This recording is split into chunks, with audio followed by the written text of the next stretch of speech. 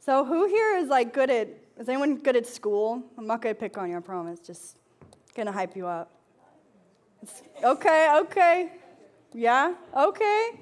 So did God just naturally bless you in that department? Yeah? Yeah? Good for you. Because he did not do that for me. In fact, the teachers would call my parents regulars because they were always in parent-teacher conferences. And my mom had a punch card. Come to 5 conferences, get a free therapy session. And then my dad just started picking up the phone like, what now? Yeah, so it was rough. Yeah, it was rough. I was just always had a tough time in school. And whenever the teacher would just start writing on the board, my brain would just go full factory reset mode, just like a huge Windows error XP message. I don't know, how do those old computers sound? Is that kind of, anyone? You know what I'm talking about? You know what I'm talking about? How does it go? Right? Yeah? Okay, but that was my brain.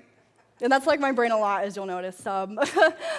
But yeah, and my mom, who was a doctor, by the way, so you can imagine, you can imagine the shame that came with the daughter who was just so bad at school, and she just wanted to believe that I was secretly some genius, that I had some untapped Einstein-level potential, right?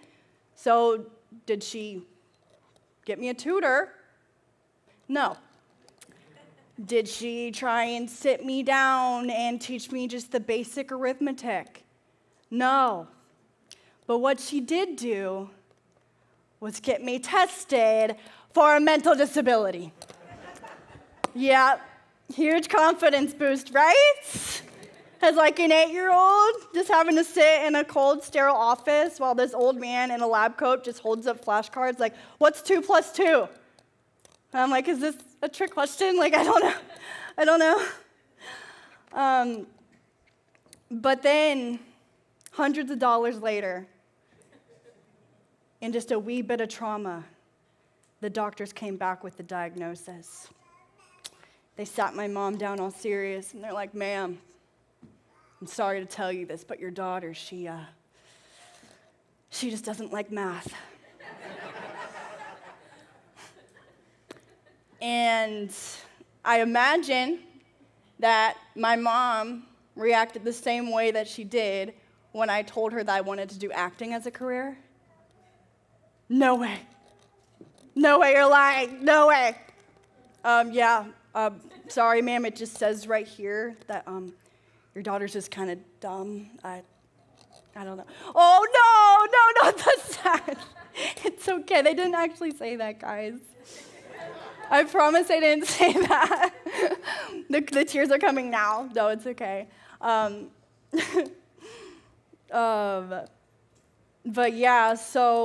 But it's okay because I was such a bad kid. I had such good street smarts, right? But book smarts, not so much.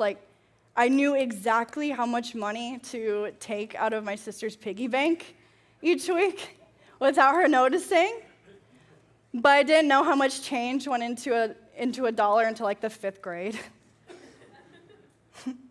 Every time the teacher asked, I'd just be 100 pennies, or 11 dimes.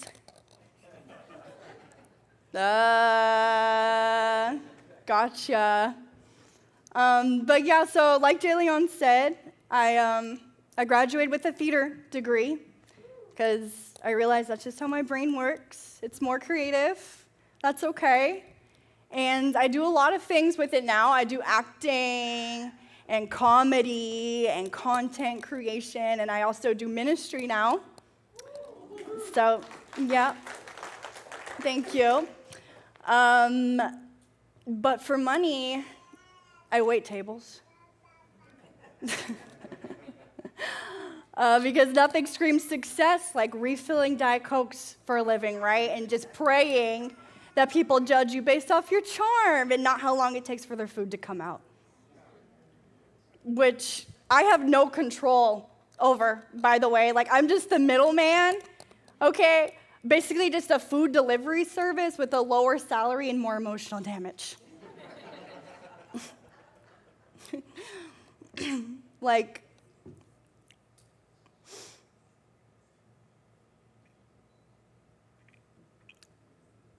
but being a server, it doesn't take much, guys. You just need a thick skin and the ability to apologize for things that aren't your fault. Like the menu, the weather, and the fact that Karen just got into a fight with her husband before coming in. Which is funny that just played earlier, because I was like, okay, that's gonna tie in a little bit, okay, like that. But have you guys noticed how servers have like the most inappropriate timing? Like zero social awareness when you're serving? Like you could just be mid-breakup, like sobbing into your mozzarella sticks, and then the server just comes, she's like, room for dessert? I'm like, well, if he's still gonna pay, I guess. But I'm guilty of this too, guys. Listen to this. Have you guys ever said something and just like instantly regretted it? Yeah? Well, just imagine serving. The chance of that happening is so high serving, guys. Like one time, I remember I was serving this big party, and they're all slamming drinks, right? And so I said, oh, okay, they must be celebrating something. I wonder if I should bring them a free scoop of ice cream or not. So I come up and I'm like, hey guys, what are we celebrating today?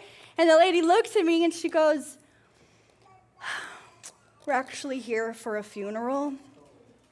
And then I just, off the top of the dome, said, oh, so I guess you guys wouldn't be interested in our death by chocolate cake then.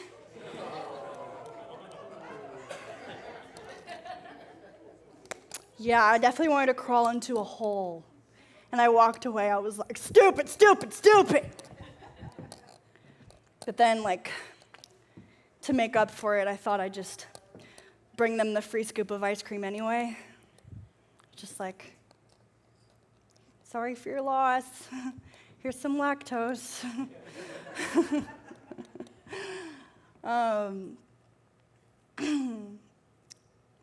But yeah, so the restaurant industry is the perfect place for stand-up material. Can you guys tell me why when I walk up to a table, everybody just gets amnesia? Like, almost as if they just completely forgot that they even had an interaction with the server at all. Like, they just so I'll be walking up, right? I'll be walking up to the table, to someone else's table. I'll be having 3 plates on my arm and third-degree burns. I'll be like, a barbecue plate? And then the old man who can't hear, he's like, blue cake. And I'm like, oh, no, sir, barbecue plate? And then there's that one person who's always super stressed out about the whole situation. And she's like, lock in, guys, lock in, barbecue plate. Is that any of you guys? What you are? Yeah? Yeah, come on, guys, get it together. And then there's that one person that, yeah. Then there's that one person, too, that just woke up and said, I just feel like arguing today. I just feel like telling someone they're wrong, right? Because I bring somebody a plate of what they ordered. I set it down. He goes, I didn't order that. And I'm like, okay. And I just kind of shift the plate a little bit.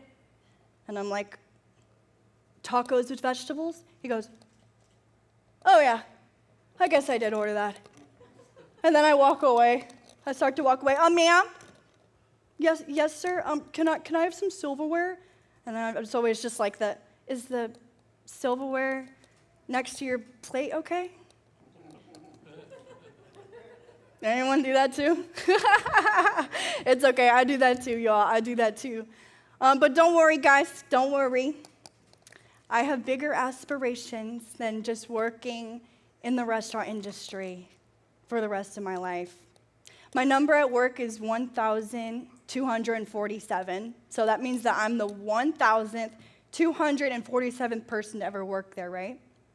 The other day, I was clocking in on the screen. In the corner of my eye, I see this reptilian, monster-like hand reaching for the screen. Ah! Turns out it was just old Gertrude. Number 7.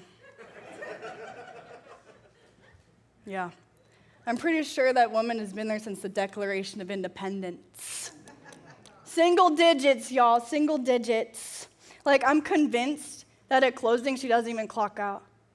She just, like, absorbs into the walls.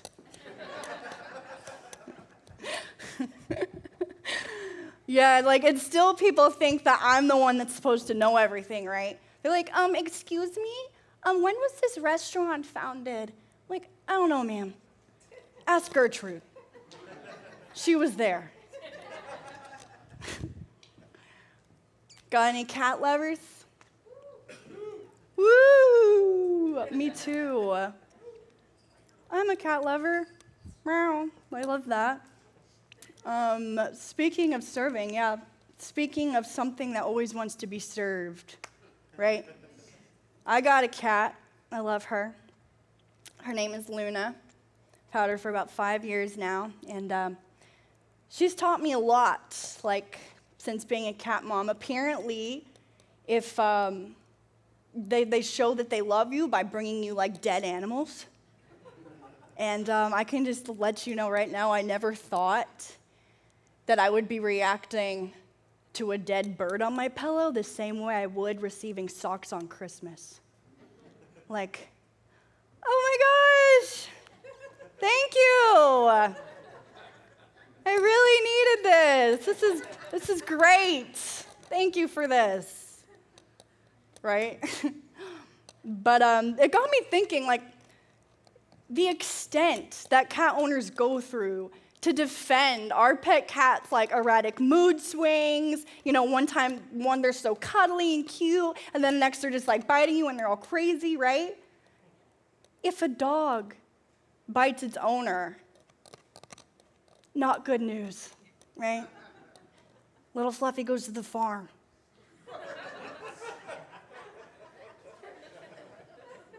But if a cat bites its owner, put on Instagram. And the caption's like, spicy kitten, trigger warning blood. Like, and all the moms are just eating it up. They're like, oh my gosh, cute little kid. Oh my gosh, look, a little scratchy. But yeah, like, I swear I could walk in on my cat, like, writing out a message in yarn, and it says, you're next. And I just walk in and be like, aww, guys, she's playing with the yarn I got her. That's so cute. But yeah, I have been a devoted Christian for about 1.5 years now. Thank you. And they say that, you know, once you become Christian, you know, you just get a peace about everything, which is true. But I will say the thing that I have been confused the most about since becoming a Christian is Christian dating.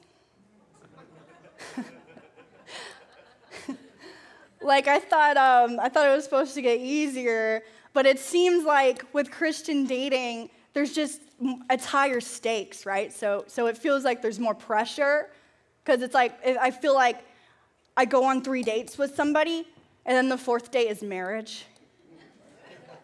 Where it's like people in the world, like, they can date for years and years, and it doesn't really matter because their ways are different, and we're more focused. Like, now that I've become Christian, my standards are so high. So it's like, it starts to feel like I'm just checking off boxes, right? Like, it's an interview. So it's like, if a guy comes up to me and he shows interest, first question, are you Christian? Can I have your number? I'm like, are you Christian? I'm not even kidding. Like, that's literally what I do. And then, like, the second question is how much? Like, are we talking, like, post a Bible verse on your story after a night of getting drunk? Or, like, actually refraining from all of that type of deal? Like, the other day, I was sitting in the park. I was just reading the Bible. And this guy came up to me. He goes, hey. Sorry. I don't know what that means. He goes, hey, I just noticed you from across the park, and you just have such like a peaceful energy about you. And first, red flag energy, right?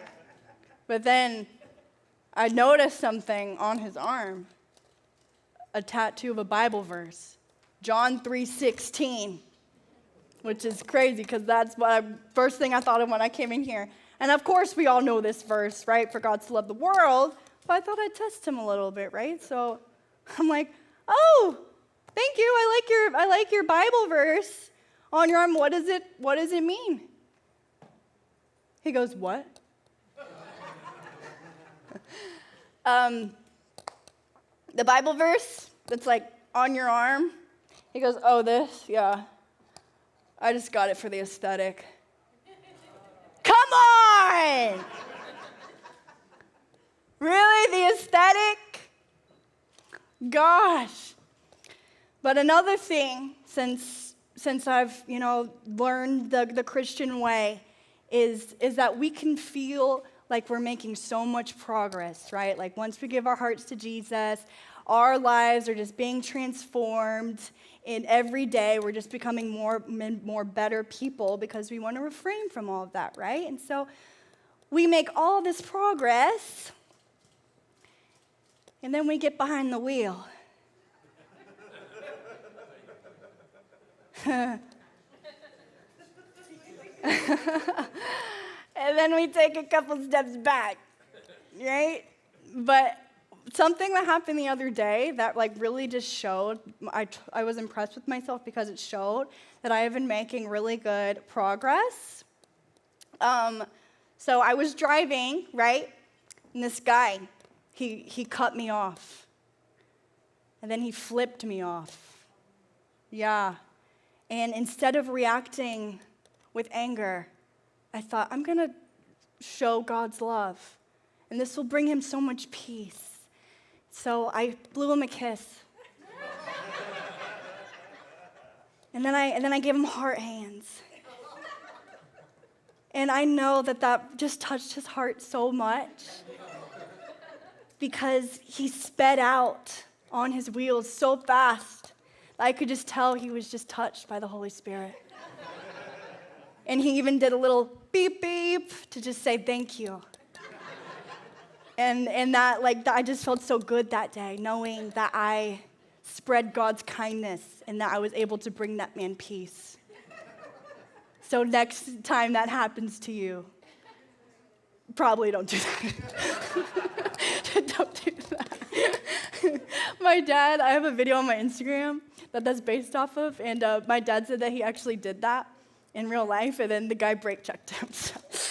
I was like, Dad, what? You did that? He was like, yeah, I thought it was funny. I'm like, oh gosh.